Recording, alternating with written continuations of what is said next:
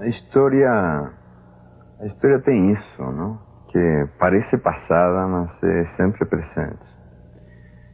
Os fatos acontecidos no século XIX, por exemplo, ao redor da Guerra do Paraguai, decorrentes dessa guerra, eu acho que são de uma atualidade surpreendente.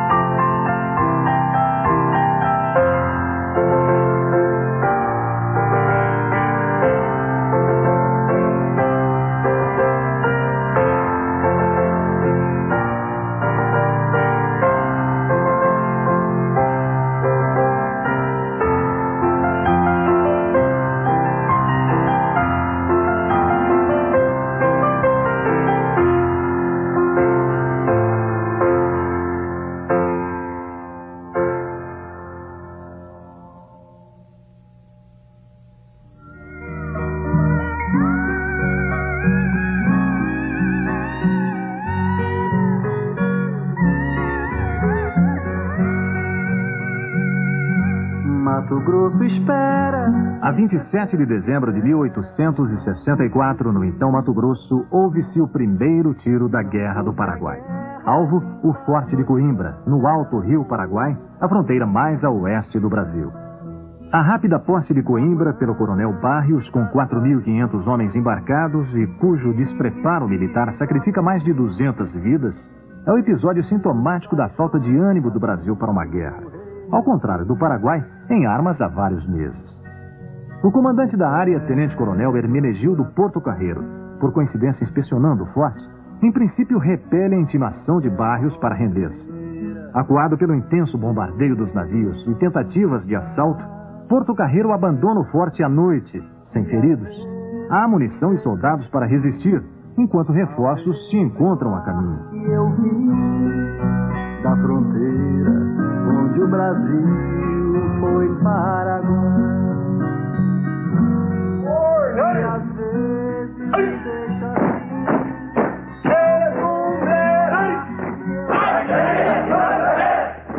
da fronteira.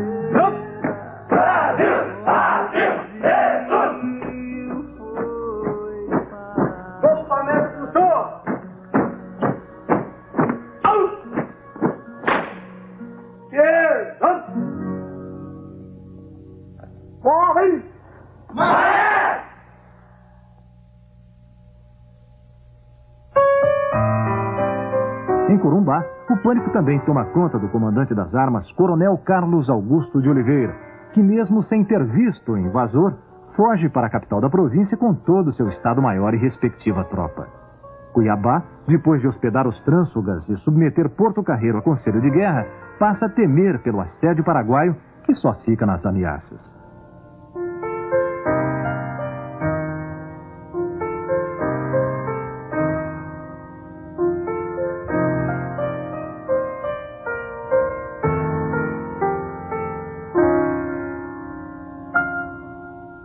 Quando chovia, assim, a chuva grande, mais que escorria, assim, ficava aquela quantidade de osso.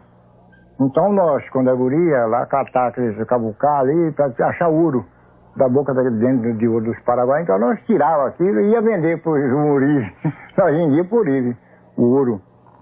E ficava aquele cadáver, era comum, que ninguém já não incomodava, só passava e via aquela enorme cabeça, de dentaduras perfeitas, a gente achava espoleta.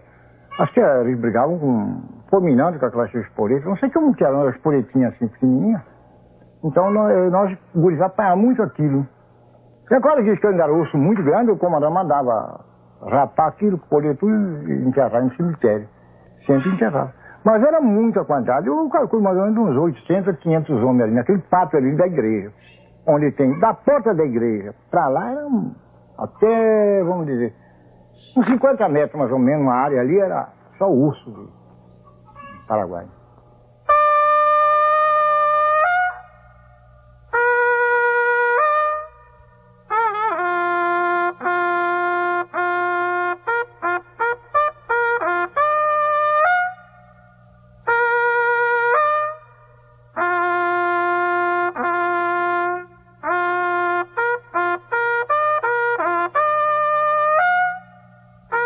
Por terra, uma segunda coluna de 3.500 homens, comandada pelo coronel Resquim, atravessa o rio Apa e se apodera de todo o sul do Mato Grosso, saqueando o que vê pela frente. Gado, armamento, pólvora e víveres para remeter à Assunção. Simultaneamente, em Dourados, o capitão Martim Urbieta, com 200 soldados, assalta a vanguarda brasileira do tenente Antônio João, à frente de apenas 15 homens. Ao pressentir os paraguaios, Antônio João teria escrito ao seu comandante em Miranda: Bilhete dizia: sei que morro, mas meu sangue de meus companheiros servirá de protesto solene contra a invasão do solo da minha pátria. Antônio João não há forte suspeita sobre a existência e autenticidade de tamanho heroísmo. Até hoje, a figura de Antônio João é um fantasma. A imagem aqui reproduzida é mera fantasia. O exército ainda está à procura do verdadeiro rosto do patrono do seu quadro auxiliar de oficiais. Concretizou o que escreveu. Cumpriu com a palavra do soldado. Es simplemente el deseo unilateral, digamos, de López, que se aprovecha de una serie de circunstancias, como una guerra civil en el Uruguay, para iniciar esta guerra de la Triple Alianza. El hecho de que le toma tanto a la Argentina como al Brasil casi un año estar preparados, no tener los soldados, los voluntarios, implica que ellos no solo no estaban buscando una guerra, sino que no estaban preparados para esa guerra. El Brasil tiene que comenzar a importar material, armamentos, ¿no? Comenzar a adiestrar soldados, incluso ofrecer libertad a los esclavos porque no tenía un ejército. Quando explodiu a Guerra do Paraguai, etc., a corte acreditava que no Rio Grande do Sul haveria um exército capaz e suficiente de conter a invasão paraguaia que se processou ali no Rio Grande do Sul. Por quê? Porque todos os meses mandavam uma determinada quantia em dinheiro para que os generais desses exércitos pagassem os seus soldados. O que aconteciam é que esses generais, que eram os pais da pátria, simplesmente embolsavam essas quantias. E os soldados só existiam no papel, que era justamente para que eles recebessem o dinheiro. Quando o Império, o governo central, descobre essa falcatrua, ao invés de botar esses militares na cadeia, como bons ladrões que eram, simplesmente abafa o escândalo e lhes dá mais dinheiro para que eles comprem armas, fardamento, etc., para esses escravos e voluntários, entre aspas, que chegavam do Brasil inteiro. E comprem também cavalos. O que ocorre é que esses militares, do Rio Grande do Sul especificamente, e alguns de outras regiões, já acostumados com maneira fácil de ganhar dinheiro, se transformaram nos maiores ladrões de cavalo do mundo. Porque eles compravam pangarés mortos, apodrecendo, ou então faziam compras fictícias em troca de recibos de algo que não tinha valor nenhum, para ir para a Guerra do Paraguai. Novo exército paraguaio respondendo à proclamação de López. El Paraguay era una república feliz, a pesar de su sistema autoritario de gobierno. Era una república rica, tenía sus ferrocarriles, tenía sus telégrafos, tenía sus fábricas de armas, tenía una serie de cosas que otros estados americanos todavía no habían alcanzado. A nosotros nos extraña, y a algunos cuantos estudiosos, cómo esa contienda guerrera, vinieron a unirse brasileños con argentinos y uruguayos. Eso más vale, de acuerdo a nuestro criterio, tendría que haber sido la Argentina, el Uruguay, Paraguai contra el Brasil. O general Bartolomeu Mitre conduz o valente exército argentino para a guerra. Se disgustan tremendamente porque nosotros le decimos de que lo llevaron los brasileños, lo llevaron de la mano a los argentinos en la guerra.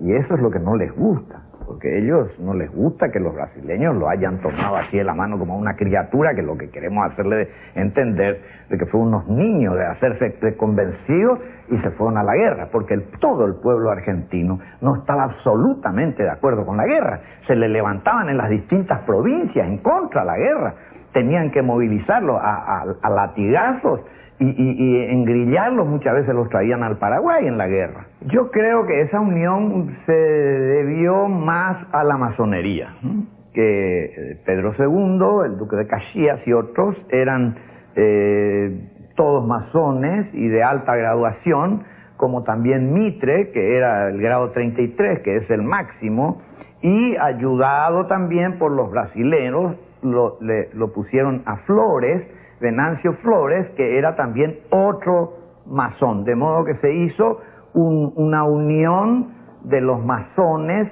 y eso fue lo que vinieron después contra el Paraguay.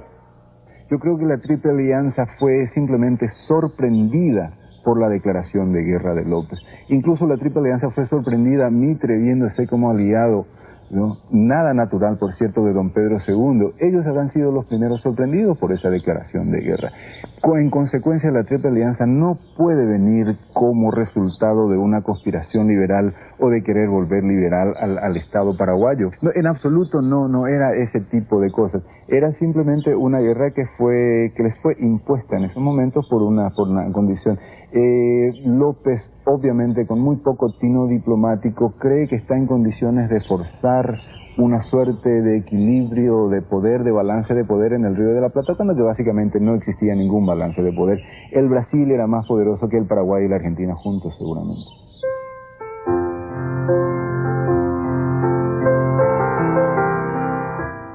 Surpreender de manhãzinha toda a frota brasileira fundeada no Riachuelo, 15 quilômetros ao sul de Corrientes, aproveitando o fato de que a tripulação costuma dormir em terra, era na fase de preparação em Humaitá plano de um grande estrategista.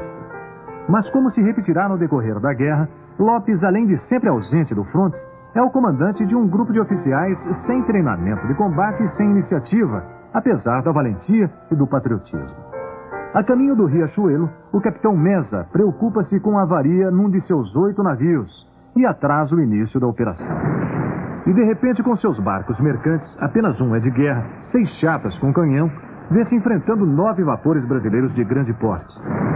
Auxiliado por eficiente artilharia de costa, Meza ainda consegue inverter a desvantagem técnica até a metade do confronto, que dura 8 horas, com os paraguaios hasteando a bandeira nacional num dos navios brasileiros.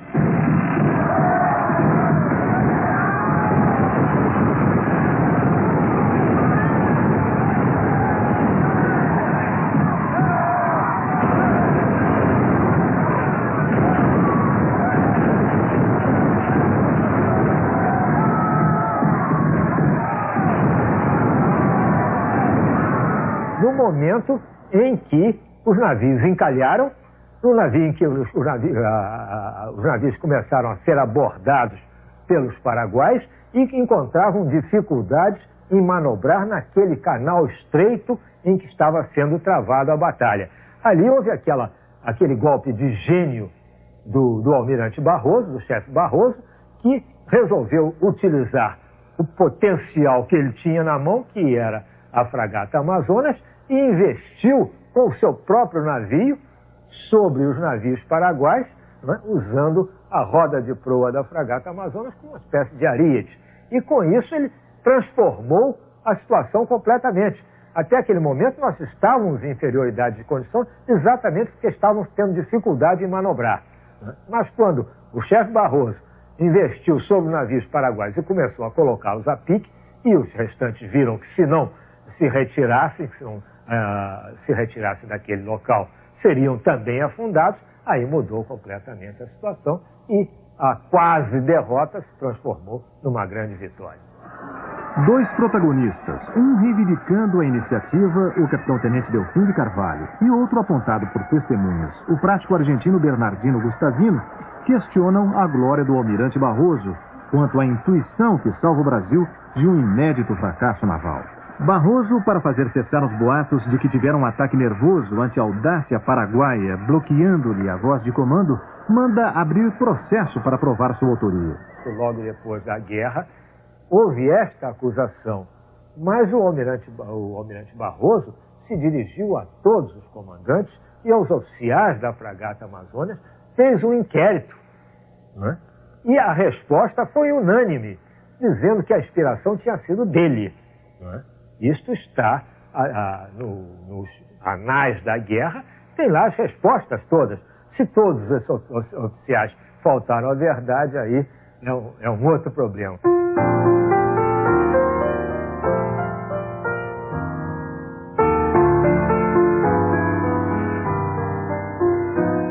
O avanço relâmpago de Lopes para socorrer o Uruguai, para isso invadindo o Rio Grande do Sul, e a inábil defesa do território brasileiro, é uma sucessão de episódios vergonhosos. Com a maior facilidade, o general Estigarribia chega até a Uruguaiana graças à covardia do general Canabarro, insensado herói da Revolução Farroupilha. Por isso, mais tarde, Canabarro é submetido a conselho de guerra, juntamente com outros oficiais.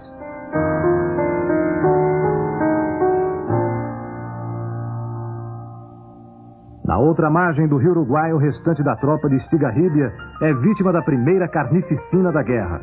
O general Flores, com 9.000 uruguaios, inclusive 400 ex-escravos, mata 1.700 paraguaios e captura mais de 1.000, muitos depois friamente decapitados.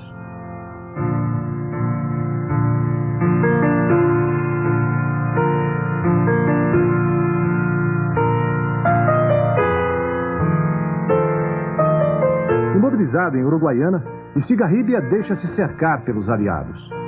E sem luta, rende-se ao inimigo com as tropas mais bem adestradas do Paraguai. À cerimônia assistem o próprio imperador Pedro II e seu ministro da Guerra, Marquês de Caxias.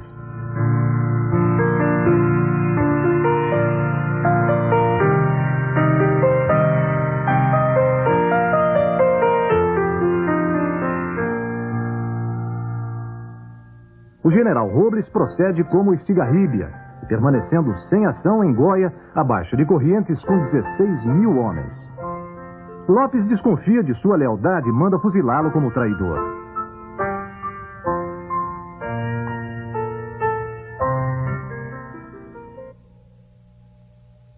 O soldado paraguaio que morrer pela causa da pátria ressuscita em Assunção. Será fuzilado todo aquele que, morto em combate, não se apresentar em Assunção.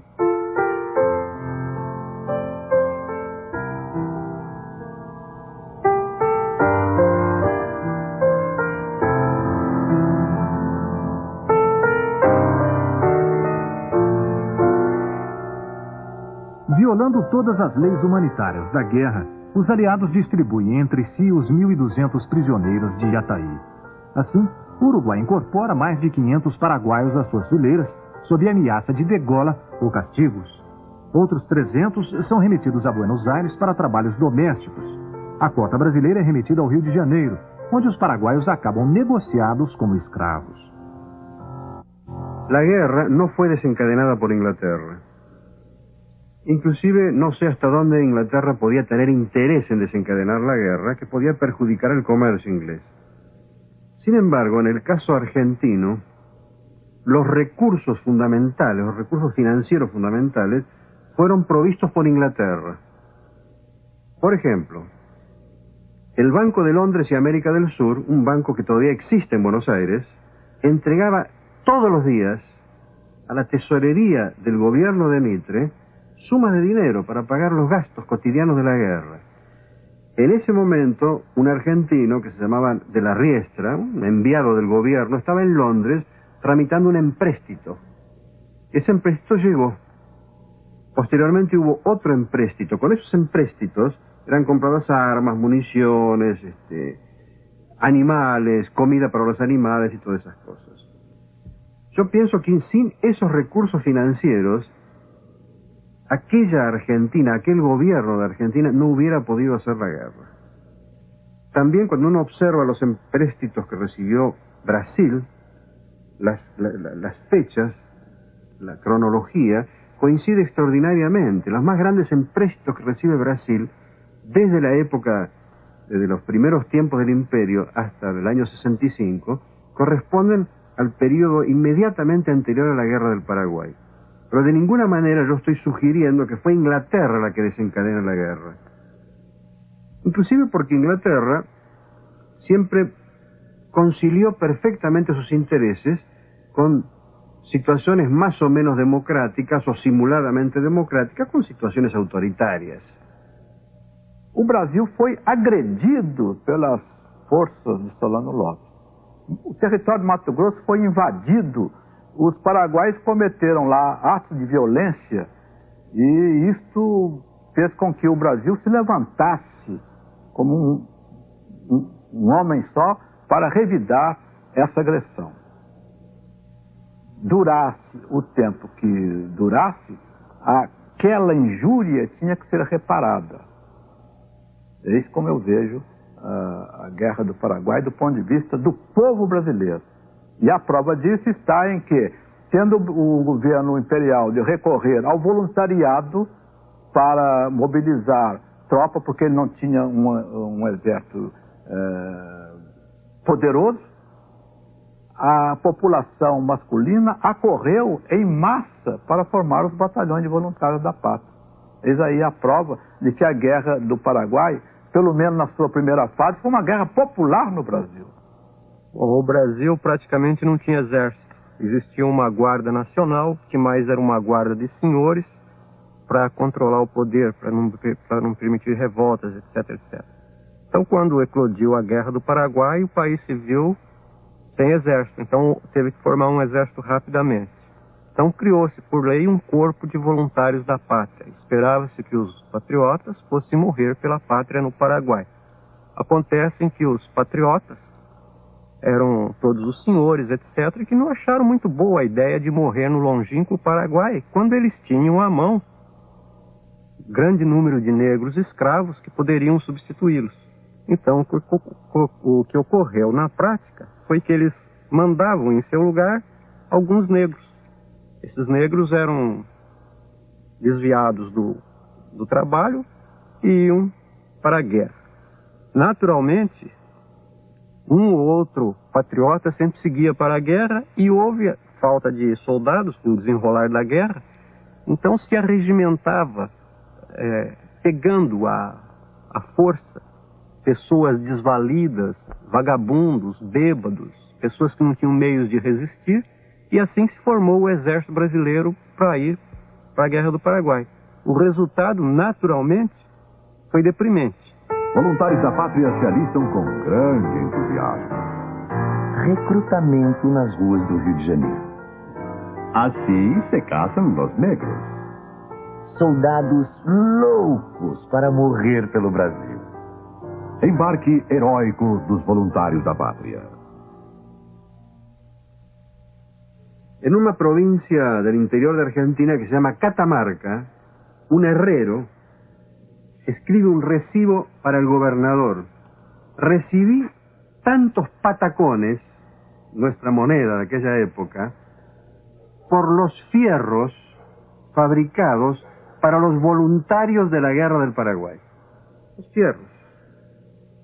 Tenemos cartas así de los generales diciendo: nuestros voluntarios que van atados codo con codo. No era una guerra popular, no tenía nada que ver con el sentimiento popular. De Uruguaiana, o exército da Tríplice Aliança, sulcando a planície pantanosa da província argentina, chega a Corrientes, após a evacuação dos expedicionários de Lopes, que na infausta estocada além fronteiras, sofrem 21.000 baixas e não fazem nenhum prisioneiro.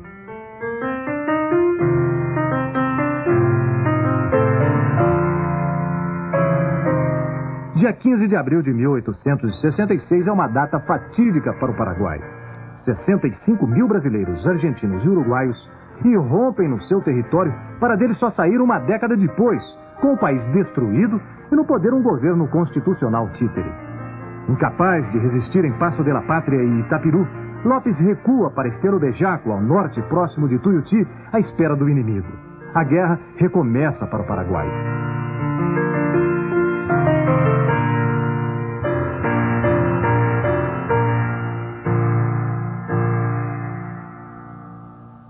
Y vamos a orientar nuestra carta para situarnos exactamente. Entonces tenemos la directriz formada entre la sombra. La sombra tiene que dar las 12, las 6. Y el horario, que son las 4, entonces, en la directriz nos está dando el norte. Acá exactamente tenemos el norte en este lugar. Entonces podemos orientar nuestra carta de acuerdo a la dirección que determinamos. Este local fue el campamento, el cuartel general del mariscal López. Una vez que las tropas pasaron el Paraná, se instalaron entonces Paso de Patria y Paso Pucú. Entonces tenemos Humaitá más allá, Curupaytí, Humaitá y nuestro frente el Paso de Patria.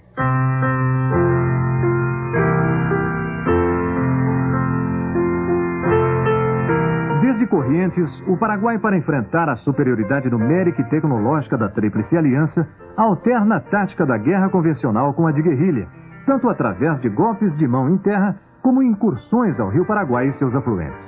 Assim se explicam, em parte, as grandes perdas humanas dos aliados, que nem sempre ocorrem nos embates decisivos. Al sur, allá podemos observar Tuiuti, aquella altura, y vemos el estero de por medio. Acá cobra importancia esta altura por el amplio dominio que tiene sobre toda la zona. Es muy importante, aquí se libró la batalla de Estero Bellaco y Tuiuti. La primera fue un reconocimiento ofensivo que se hizo a las fuerzas aliadas. Posteriormente vino la batalla de Tuiuti. El mariscal buscó la batalla decisiva a fin de llegar a una decisión, y se libró el 24 de mayo de 1866. Y desde este lugar el mariscal López condujo su ejército.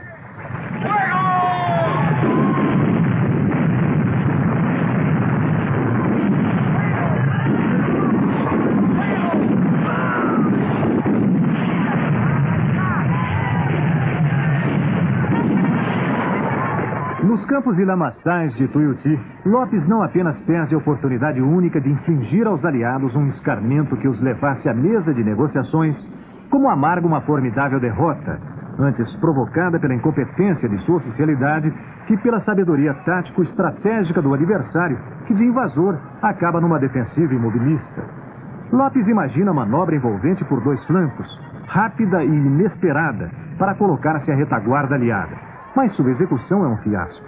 Praticamente numa proporção de 2-1 durante 4 horas, com 250 canhões cobrindo 5 quilômetros de ferro, chumbo e fumaça, a Tríplice Aliança alquebra física e moralmente o exército de Lopes.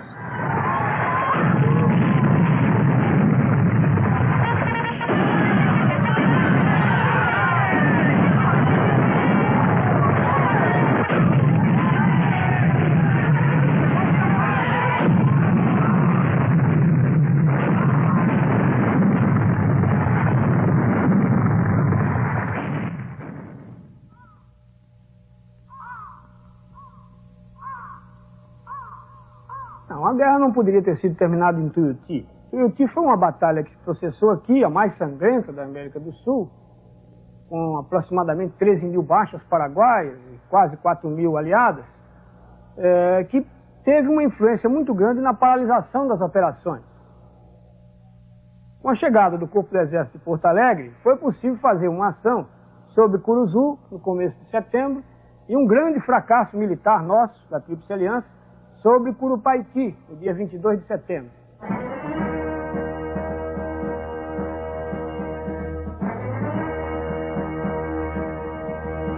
10 dias antes da Batalha de Curupaiti, Lopes pede entrevista com Mitre na vã tentativa de uma conciliação.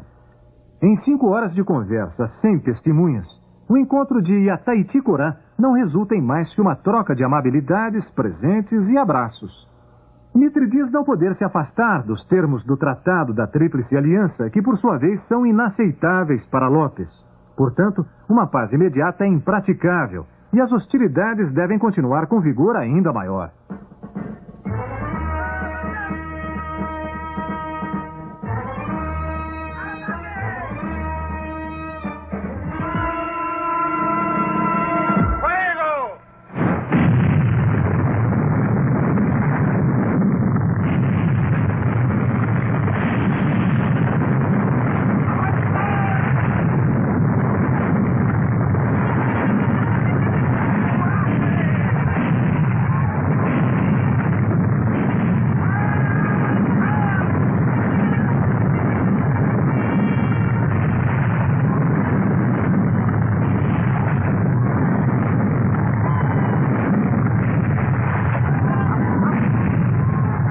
De setembro de 1866.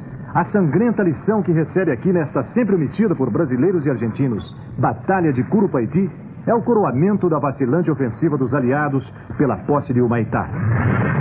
Na hora aprazada, com navios apostos para fustigar a retaguarda costeira do inimigo, 20.000 homens, com os argentinos envergando vistosos uniformes de parada, os aliados preparam-se para romper as trincheiras de Curupaiti, defendidas por 5.000 paraguaios e 49 canhões. A derrota acelera a implosão do alto comando aliado. Tamandaré, Polidoro, Flores, Mitre e Porto Alegre já vinham disputando glórias futuras, a par do repertório de erros e pusilanimidade que a Tríplice Aliança coleciona desde Tuiuti. Doravante, a Guerra do Paraguai passa a ser assunto quase exclusivo de brasileiros. Eu estive nesse local durante uma semana e posso testemunhar a natureza também do terreno. O terreno aqui é um terreno muito difícil. Existem os esteiros, existem os pântanos em grande quantidade na beira do rio, nas proximidades. O desconhecimento do terreno é muito temerário para um chefe militar deslocar um grosso de um exército de 30.000 homens, por exemplo, sem o conhecimento aproximado do terreno. Daí o Caxias, no período de estabilização, ter empregado os balões para observação, dos quais ele poderia ter uma ideia mais precisa do terreno. Os reconhecimentos de cavalaria, os reconhecimentos navais, não seria fácil uma ação de imediato após Tuiuti. Paraguaios fazem cara feia para os aliados.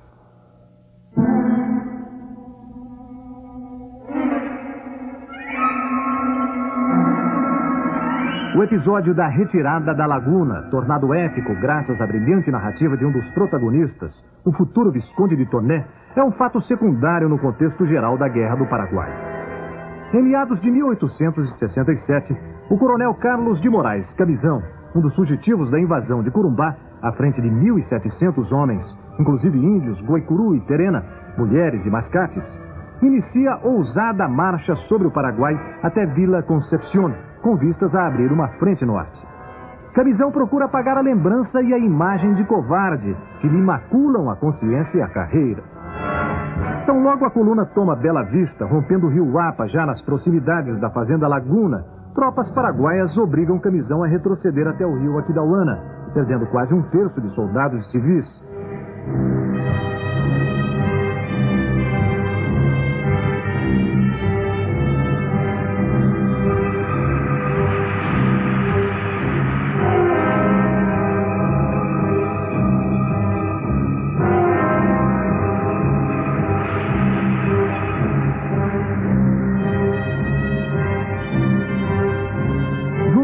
Flagelo paraguaio, a coluna é acometida pela cólera, dizimando dezenas de soldados e inúmeros oficiais, incluindo o próprio Camisão. Num determinado trecho da fuga, Camisão é obrigado a abandonar mais de 100 coléricos, pedindo clemência às tropas que o açoitam. Segundo Toné, que se contradiz ao reproduzir relato de um sobrevivente que afirma não ter visto nenhuma chacina. Os paraguaios teriam massacrado os inermes brasileiros.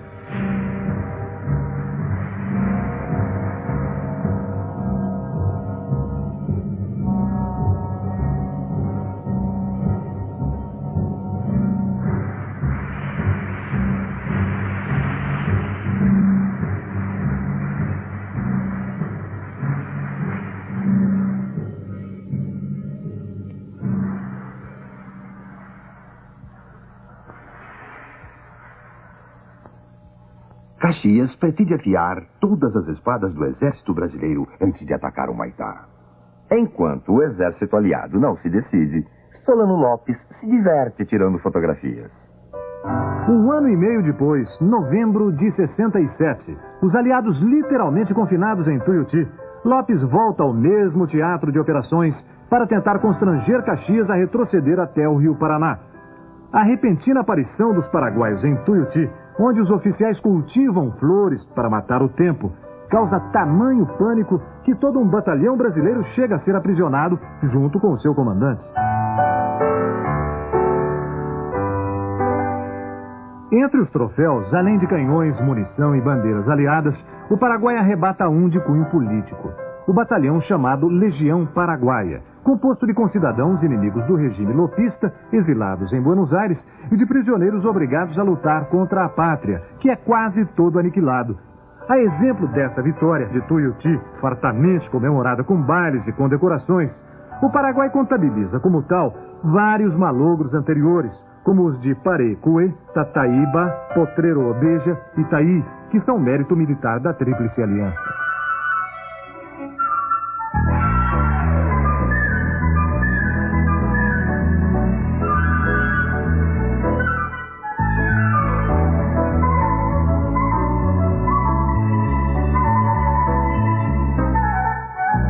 Com a queda de Humaitá, fruto de manobra sempre creditada a Caxias, que a executou, mas que na verdade fora concebida por Mitre 2 anos antes, de novo a guerra está aparentemente perdida para Lopes. Em 28 meses de lutas no triângulo formado pelos rios Paraná, Paraguai e a fortaleza de Humaitá, morrem mais de 70 mil combatentes entre aliados e paraguaios, além de milhares de coléricos, feridos, mutilados e desertores de ambos os lados. Estamos ubicados exactamente en Humaitá. Podemos observar las ruinas del templo Humaitá, que soportó 18 meses el bombardeo de la escuadra aliada. 233 bocas de cañones cayeron sobre las fortificaciones de Humaitá. Aguas abajo está la batería Londres, que controlaba el canal del río Paraguay. Delante, aguas abajo de batería Londres, estaban extendidas las cadenas que cerraban el paso de la escuadra. Humaitá está situado a retaguardia de Curupaypí. Agua arriba tenemos a Villa del Pilar. Humaitá constituyó un punto muy importante. Recién en febrero del 68, los acorazados forzaron el paso de Humaitá. Y es probablemente debido a una creciente, según las memorias, dice que en aquella época había creciente y permitieron el paso entonces de las escuadras. Las escuadras pasaron y fueron hasta Asunción, fondearon cerca de Asunción, de donde iniciaron el bombardeo de la capital. El mariscal el 10 de noviembre de 1967 había repasado el río Paraná, había venido de Paso Pucú, llegado a Humaitá y pasado a la región occidental, donde se desplazó entonces hasta el Pericuarú. Eso fue en noviembre y el paso de la escuadra recién fue en febrero del 68. O sea, 3 meses después la esquadra forzou o passo. Não, infelizmente os paraguaios, infelizmente nessa época para nós, empreenderam uma operação que pode ser considerada como uma operação muito bem sucedida, que foi a retirada do grosso de Lopes, por ele pessoalmente comandado, na direção geral do norte, deixando em Humaitá uma pequena guarnição inexpressiva, e pouco depois se rendeu. Esse retraimento de mais de 12 mil homens do exército de Lopes, pelo Chaco, atual Chaco argentino, salvou o exército paraguaio da derrota total.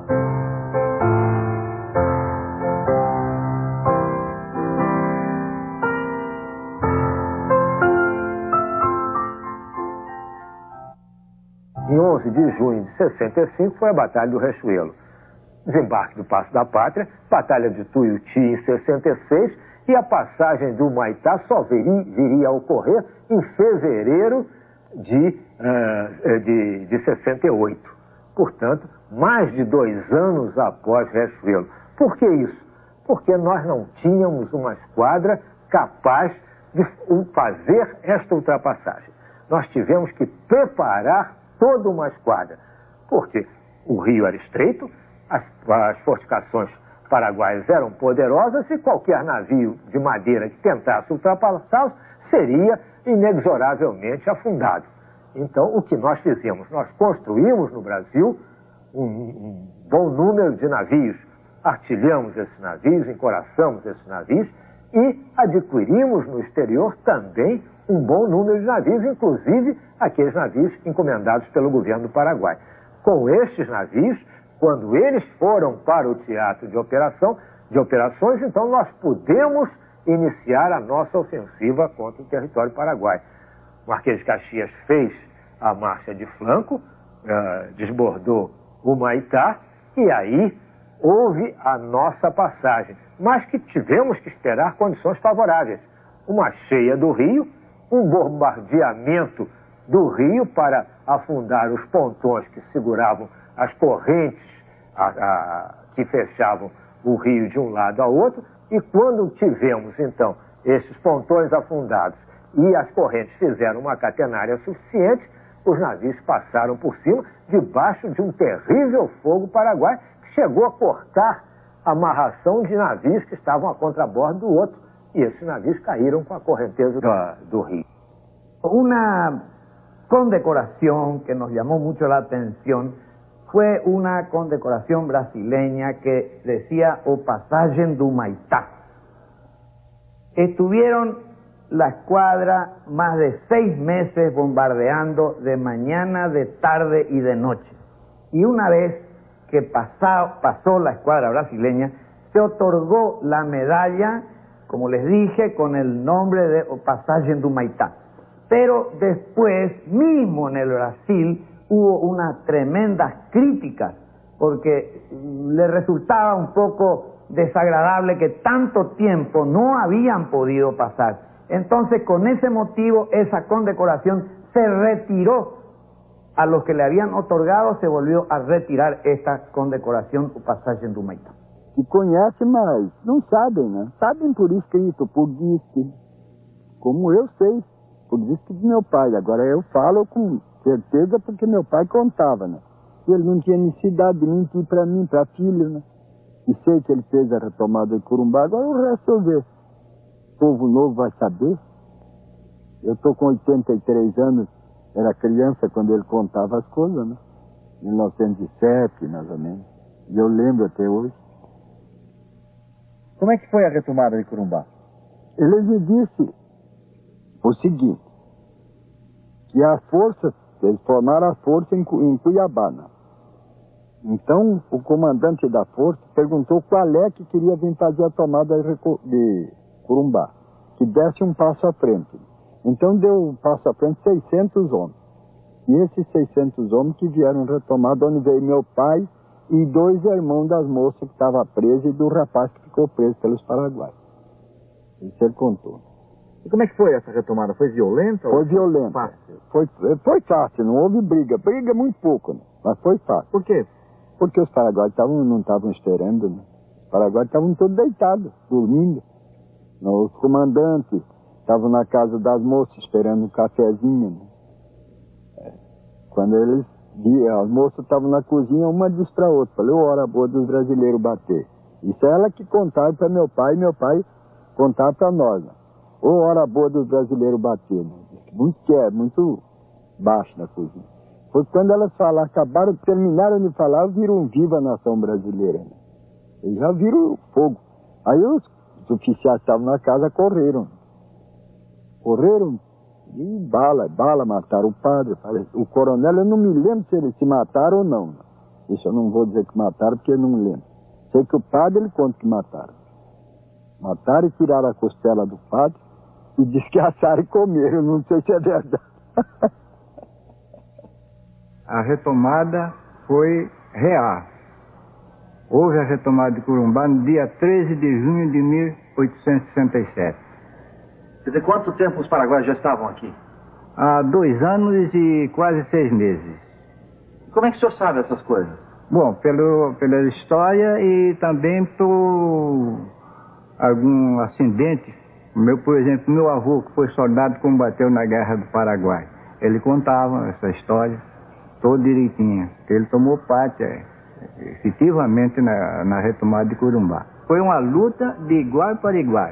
Esse negócio de Paraguai dormindo, não estava dormindo, não. Eles estavam combatendo de igual para igual com os brasileiros.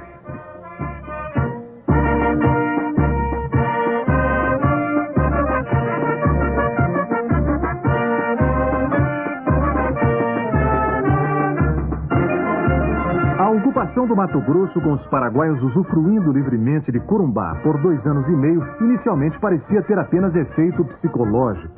No decorrer do conflito, no entanto, revela-se seu valor estratégico: proteger a retaguarda do país e a possibilidade de Lopes em comunicar-se com o Pacífico através da Bolívia.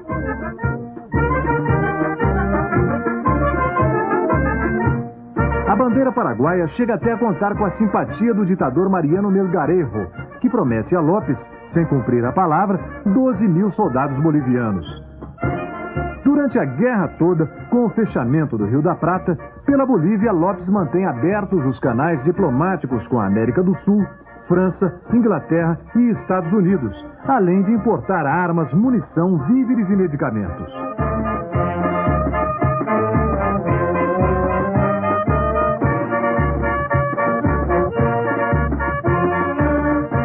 Aqui nessa praça havia uns canhões instalados, a atual Praça da República. E instalados os canhões aqui por ter bom campo de tiro para o Rio Paraguai, no caso de aproximação de embarcações.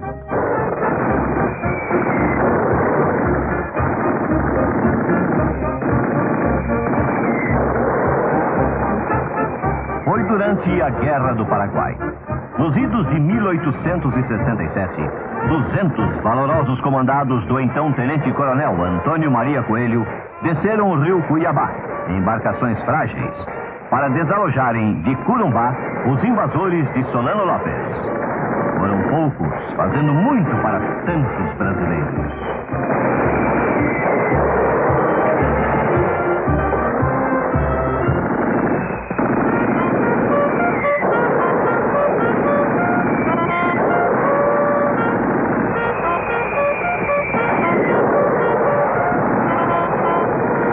Exatamente como a história militar conservou, é reproduzido com um desempenho natural, próximo ao verídico, num espetáculo emocionante.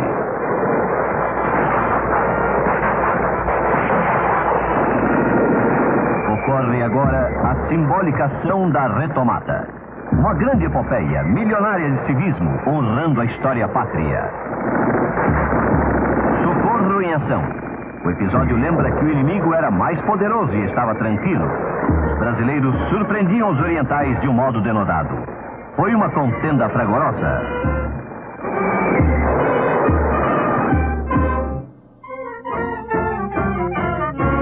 Yo veo el surgimiento de esa idea, de esa presentación de López como la encarnación del Estado Nacional, del deseo de liberación latinoamericana. Veo que eso va surgiendo en la década del 30 con la importación que hacemos de las ideas totalitarias de la Europa contemporánea, ¿no? Es la misma época de Getúlio Vargas, es la época de Perón, que está buscando ver en Rosas a una figura nacionalista. Rosas no fue nacionalista en ningún sentido de la palabra. En 1934 aparece en Berlín un libro en que presentan a Simón Bolívar como un proto-Führer, una persona, el líder esclarecido que conoce lo que quiere su país y que representa exactamente todo lo que quiere y debe ser ese país. Simplemente esta era la época en que la democracia, en que los valores liberales, en que el disenso estaba siendo echado por la borda. Y es en ese mismo momento en que la gente comienza a recuperar la imagen política de líder, de gran sabedor de López. Con las categorías de nuestros días, Solano López era un dictador. Al mismo tiempo, era un personaje cuya popularidad, cuya capacidad de arrastrar al pueblo paraguayo fue una cosa realmente homérica, fantástica, ¿no? Quiere decir que si él no fue escogido en elecciones libres, sin embargo, él fue escogido por el pueblo paraguayo como su líder, sin duda. Por otro lado, liberalismo, como muchas palabras, sirve para enmascarar realidades que no coinciden con la manera. Si yo me pongo un cartel que soy bonito, nadie me va a creer, aunque tal vez acaben por creerme si yo insisto en llevar ese cartel. Vean qué lindo que soy, ¿no? El liberalismo también, es decir, la guerra se hace sobre todo en la Argentina en nombre del liberalismo. Ahora, ahí se ocultan fenómenos que hacen a la organización de un Estado nacional en la Argentina. Los organizadores de ese Estado consideraban de que los enemigos internos tenían en Paraguay el gran aliado externo. Y tal vez tenían razón. El temor del presidente Mitre, sobre todo, era que sus enemigos internos, aliados con Solano López, que tenía un ejército importante, pudieran llegar a frustrar la empresa que Mitre encarnava en ese momento. Não havia liberdade de expressão porque era uma ditadura muito peculiar, instituída em 1812 por o Dr. Francia. Mas, em compensação, em nenhum outro lugar havia também liberdade de expressão e havia, como no caso do Brasil, um forte escravismo. Então, nós não podemos olhar a ditadura paraguaia do ditador Francia, depois dos Lopes, com a mesma visão ótica, com a mesma visão crítica que a gente entende hoje o que seja liberdade. Então, mesmo não havendo uma liberdade no Paraguai de manifestar-se algumas ideias, havia uma liberdade para ser um cidadão livre no sentido de que todo homem tinha uma sobrevivência digna, ele podia comer, ele não passava fome, ele não era escravizado e ele tinha liberdade de trabalhar. En primer lugar, tenemos que relativizar la libertad de expresión en Brasil y en Argentina. La libertad de expresión estaba limitada a minorías muy minoritarias, para decirlo así. En Paraguay, de hecho, la libertad de expresión no existe, pero tampoco es planteada como problema por el pueblo paraguayo. Un pueblo de pequeños agricultores cuyo problema fundamental era la subsistencia cotidiana. Si no era un problema de expresarse políticamente, que además políticamente se expresaban a través de una adhesión incondicional por Solano López. Como antes había sido una adhesión incondicional por el padre de Solano López, porque era una dinastía, y antes de eso es el famoso Francia, que se había declarado a sí mismo dictador perpetuo del Paraguay, sin hipocresías. Es decir, no había libertad de expresión. Pero eso tiene que ser referido a la forma como estaba constituida la sociedad.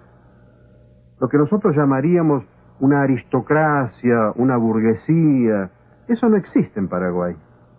Existe un pequeño grupo dirigente integrado por la familia López, hermanos, cuñados, parientes, y después viene el pueblo, una masa de pequeños campesinos. Tiene que ver necesariamente con la emergencia en la Iberoamérica de una serie de dictadores de corte totalitario en el siglo presente, ya sea de izquierda o de derecha. Esto puede ser bien Fidel Castro o Juan Domingo Perón o Getúlio Vargas, una serie de gente que en el presente quiere estar representando lo que presumiblemente fue López para su pueblo en aquella época. El gran déspota esclarecido, la persona que sabía exactamente lo que quería el país y hacia dónde estaba yendo. Y entonces ese tipo de déspota hoy en día tiene sus enemigos en la Inglaterra, en los Estados Unidos, en los países liberales, capitalistas, donde existe algún tipo de libertad de pensamiento y donde existe el disenso. Y por lo tanto, para justificar algunas acciones del presente, ellos se basan en estas figuras históricas y tratan de encontrar en ellas valores que son propias de este siglo. Yo creo que lo ven a Bolívar de la misma manera, ¿no? Y están buscando siempre el héroe tradicional hispanoamericano para poder justificar ese tipo de cosas. Repito, por razones totalmente políticas de esta época, de políticas de un cierto populismo, de que el pueblo siempre va a estar feliz siendo dirigido de la mano, de manera paternalista, por aquel gran hombre, llámese Perón, Castro o Getúlio Vargas, que conoce exactamente dónde debe y quiere ir ese pueblo.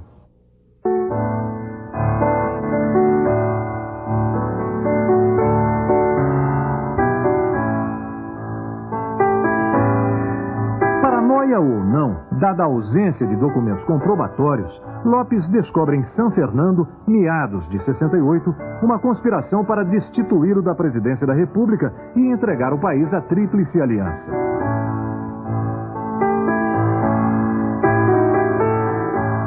A revolução é articulada pelo ministro norte-americano em Assunção, Charles Washburn, com a conivência de Caxias, no Ouro do Brasil, e a ativa participação dos irmãos e irmãs de Lopes, e até da própria mãe, Dona Juana Carrijo, que ele manda prender e chicotear.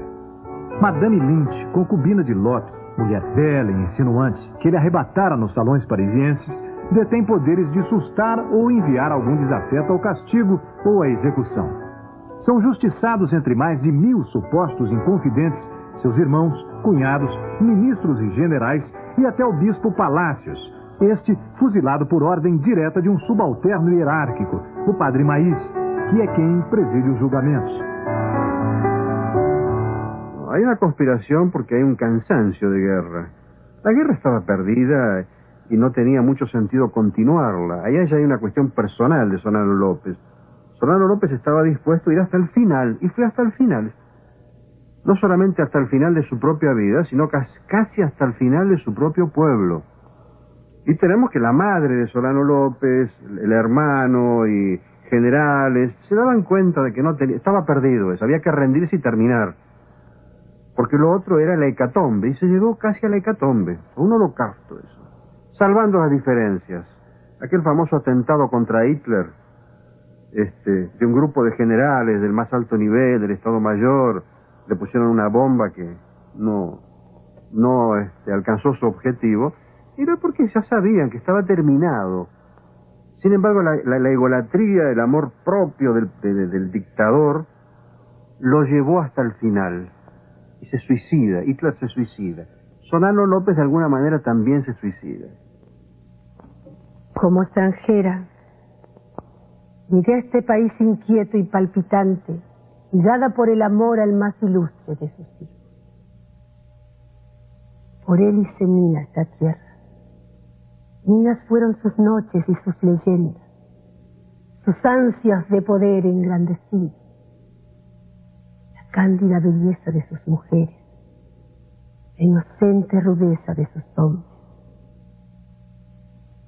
Amé esta tierra porque amé al hombre que la encarnaba. Tuve hijos que hablaron el idioma de los hijos de esta tierra. Y ya en la guerra, lavé la herida de sus héroes. Me salpiqué con la sangre fresca que corría generosa por los campos de batalla. Y lloré con las viudas, con las madres sin hijos, todas hermanas mías en este dolor interminable. ¿Qué pena puede igualarse a los horrores de esta guerra?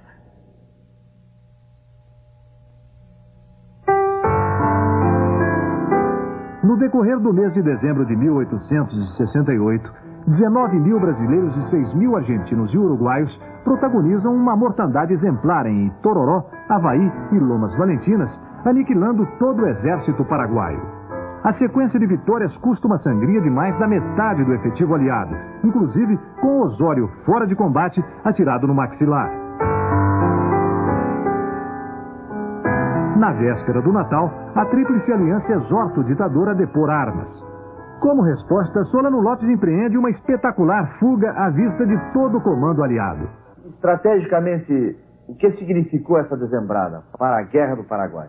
Bom, representou a destruição do exército paraguaio, que era uma tarefa, que era um objetivo implícito à própria guerra, pelas próprias leis da guerra. Isto é, a marcha realizada para o sul, a Batalha de Tororó, a Batalha de Avaí e mais adiante a Batalha de Lomas Valentinas e de Angostura, a ocupação de Angostura, caracterizaram a destruição completa do exército paraguaio. O Marechal Lopes, ao retirar-se para a Cordilheira, reorganizou um outro exército. Tanto que a sua escolta era tão diminuta que não podia ser considerada sequer uma tropa. E como se explica que Caxias tenha deixado escapar Solano Lopes? Bom, esse é um ponto em que a história realmente oferece as suas áreas obscuras.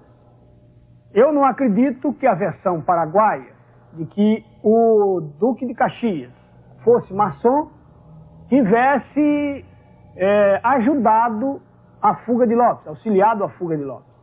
O Duque de Caxias era um homem íntegro, era um homem muito refinado na sua conduta pessoal e ética. E eu não acredito de forma alguma que ele deixasse escapar um chefe inimigo numa batalha franca e típica de uma guerra. Militarmente, como se explica que ele apenas com 60, 80 homens tenha escapado do exército de mais de 20 mil homens? A permeabilidade do terreno da época e até o nosso desconhecimento relativo dele, durante a Batalha de Lomas Valentinas, propiciou isso. O Lopes, ele era um soldado experiente, mas ele não ficava, ele não estava exatamente na linha de contato, onde estava havendo o fragor da batalha. Ele controlava um pouco mais a retaguarda, como ordinariamente ocorria na época. Então ele teve condições, conhecedor profundo do terreno, de fluir sobre o terreno uma pequena escolta, sem possibilidade de que se fosse interrompida a sua fuga nesse momento. Essa é a versão brasileira e aceita pelos militares, historiadores, sobre esse acontecimento tão controvertido da história. Militarmente es imposible que un ejército numeroso y victorioso deje escapar a un grupo de 80 hombres, salvo que en la euforia de la victoria no se hayan cubierto en la totalidad de los terrenos por los cuales podría escapar esta masa humana. Alguien dice que era por su hermandad masónica, cosa que tampoco está comprobado. Bueno, aquí la masonería en el Paraguay quiso encontrar algún documento, pero puedo asegurarle que no encontraron ningún documento que prueben que López sea masón. Por más que algunos aseguran, yo no creo de que haya sido masón porque era una familia eminentemente católica. Don Carlos Antonio López tenía 3 hermanos sacerdotes y eran muy católicos y siempre la religión católica fue en contra a la masonería.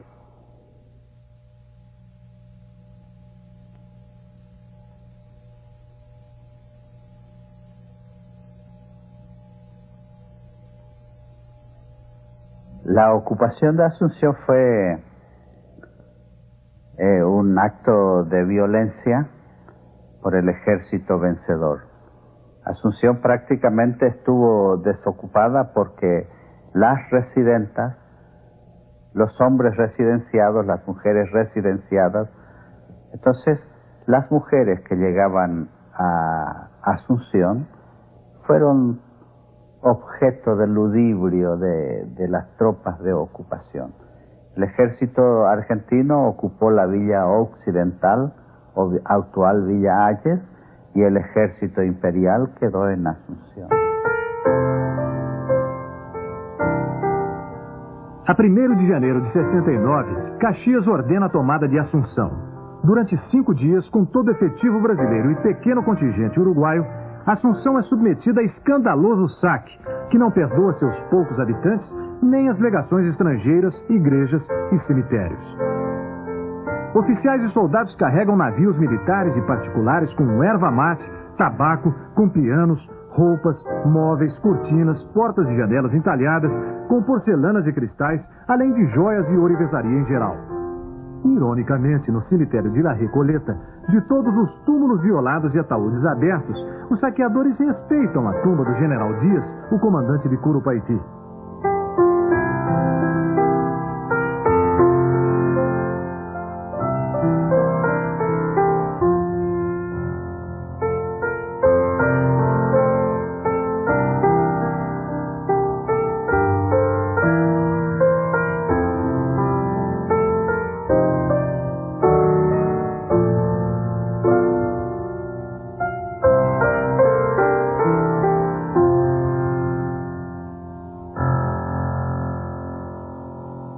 Aos 65 anos, cansado, doente e enfarado de 2 anos de um conflito que ajudara a prolongar, Caxias decide dar a guerra por terminada, mesmo sabendo que Lopes rearticula o seu exército.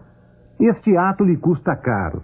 De volta ao Brasil, Caxias colhe violentas críticas no Senado e na imprensa por ter deixado Lopes escapar, além de ser acusado por injustificadas licenças, gratificações e promoções a seus oficiais e roubo de cavalos e bestas. No saque de Assunção, Caxias faz vista grossa com, aliás, todo o seu Estado-Maior.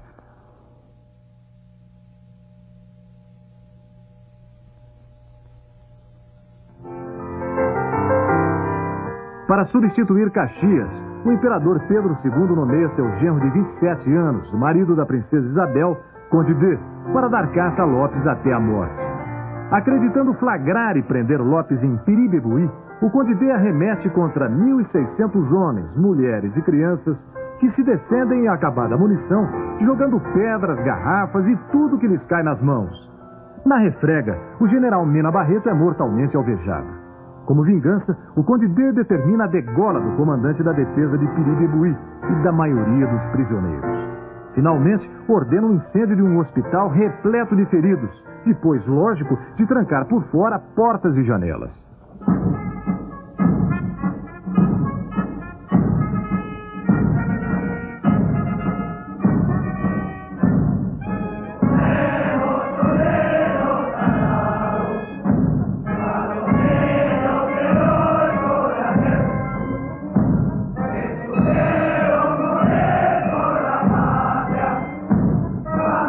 Na planície de Campo Grande, ou a Costa Nhu para os paraguaios, desenrola-se o mais horrível combate de todo o conflito.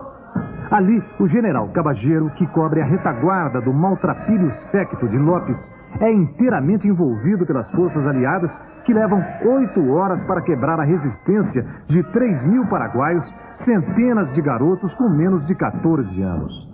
Na mitologia desse embate, existe a versão de que as crianças ostentam barba e bigode postiços, feitos de espiga de milho, para parecerem veteranos quando observados de binóculo. Morrem 2.000 paraguaios e apenas 46 oficiais e soldados do Conde D, que, terminado o combate, manda tocar fogo na macega que cobre os campos de Acostanhu. As mães que vêm acudir os filhos feridos ou enterrar seus mortos acabam presas no gigantesco incêndio.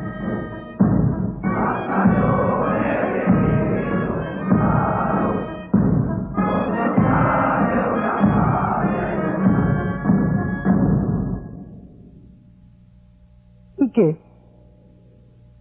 ¿Cuándo las calles de Asunción estuvieron libres de murmuraciones? Yo todavía estaba lejos de esta ciudad. Aún no la conocía, pero mi nombre era pronunciado con aversión. Mis historias de liviandad y de ambición llenaban las fiestas y las noches asuncenas. ¿Ha cambiado algo acaso? Desde hace 10 años que se entretienen con mi pasado, con mi presente y hasta con mi futuro. Madame Lynch no era precisamente una persona sin ambiciones, era una joven y bastante ambiciosa en el sentido de que mismo en París estaba buscando algún tipo de conexión con la nobleza de ese lugar o por lo menos con la alta burguesía. Ella decide seguir a Francisco Solano López por las promesas de riqueza y de importancia social que él daba, ¿no? Pero se encuentra al llegar a Asunción con la gran tragedia de que esta sociedad muy provinciana y muy colonial y muy española no la acepta porque no está casada. El mismo padre de Francisco Solano López, ¿no?, don Carlos Antonio López, prohíbe a ambos vivir juntos por eso, ¿no? Los sacerdotes de la Iglesia Católica se rehúsan a bautizar a los primeros hijos de ambos, ¿no?, hasta que consiguen uno en el interior después, pero los de Asunción se rehúsan a hacer ese tipo de cosas. Ella es también responsable en cierta medida, ¿no?, al tener acceso a la gran fortuna de los López, de los 2 primeros pianos que son importados, ¿no? Muy importante en la cultura nacional, en la historia cultural. Pero al mismo tiempo era una persona muy rica por su asociación con la familia López, que era prácticamente la dueña de este país, ¿no? Un historiador norteamericano había dicho que el Paraguay era prácticamente una estancia de los López, ¿no? En ese sentido, ella era propietaria de 24 de las mejores viviendas de Asunción, ¿no?, tenía una casa de verano que era casi un castillo para estándares paraguayos en aquella época sobre el lago de Pacaraí, cerca de Patiño, ¿no? Cerca de San Bernardino, y al mismo tiempo durante la guerra ya López transfiere a la propiedad de Madame Lynch unas extensiones de tierra tan grandes que superaban extensión a varios países, incluso varios países de Europa como Holanda y Bélgica, digamos. Ella tuvo que haber sido en su época, entre 1865 y 1869, la latifundista más poderosa de todo el mundo. Y las tierras que le eran transferidas estaban justamente en terrenos considerados en litigio hacia el lado brasileño y hacia el lado que hoy es la Argentina. Além da festa, da grande celebração social da vitória militar, também os países vencedores ficaram numa situação muito, muito ruim, endividadíssimos, porque a maior parte dos créditos que fizeram possível a guerra foram créditos chegados da banca britânica. Os três países estavam já muito endividados antes da guerra começar, e depois da guerra acabar foi uma montanha de dívidas sobre as costas dos três. E o Paraguai ficou destruído, absolutamente esmagado. A primeira coisa que o novo governo paraguaio fez foi empréstimo externo, foi o nascimento da democracia paraguaia, foi um empréstimo externo, e até então, até o ano 1865, o Paraguai tinha muitos técnicos estrangeiros trabalhando lá, em ferrocarriles, em fábricas, em educação, mas eram os técnicos estrangeiros ao serviço do povo, ao serviço da nação. Não era a nação posta ao serviço dos interesses estrangeiros.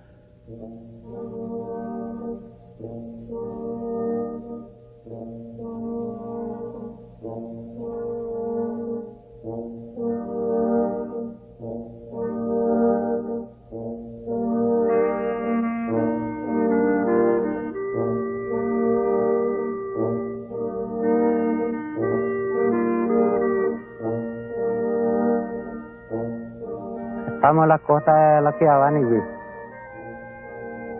Bueno, aquí murió el mariscal don Francisco Solano López, que era presidente de la República del Paraguay en 1870.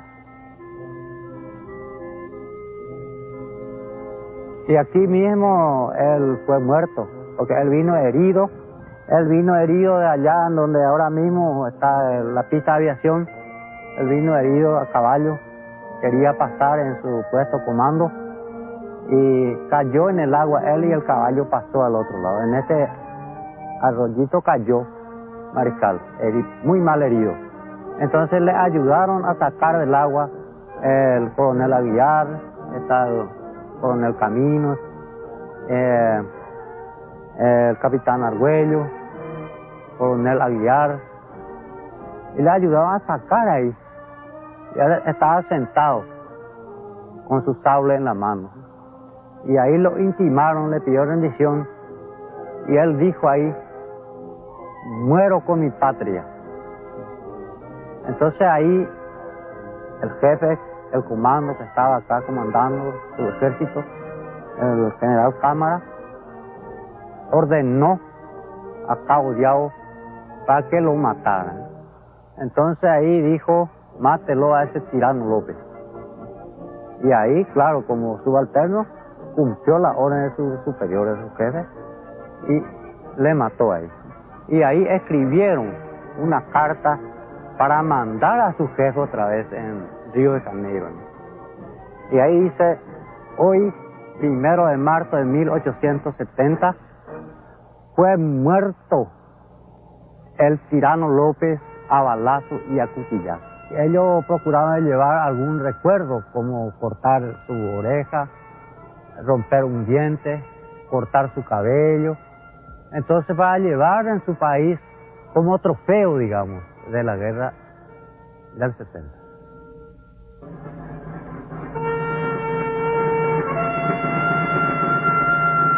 Ao ver o cadáver de Solano Lopes, o major Floriano Peixoto, depois conhecido como Marechal de Ferro, não resiste e exclama: como este, o Brasil precisa de alguns. Madame Lynch, que vela os corpos do ditador e de seu filho, Coronel Pantito, de apenas 15 anos, vira-se para ele e diz: então, Major, era essa a civilização que os senhores iam trazer ao Paraguai?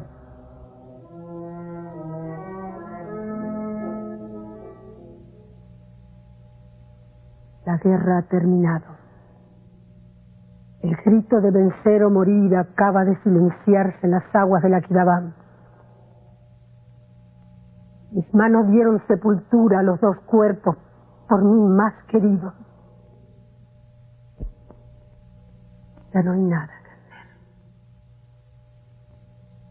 Solo cubrir de rezos la memoria de los héroes y procurar que el pecho no estalle de dolor.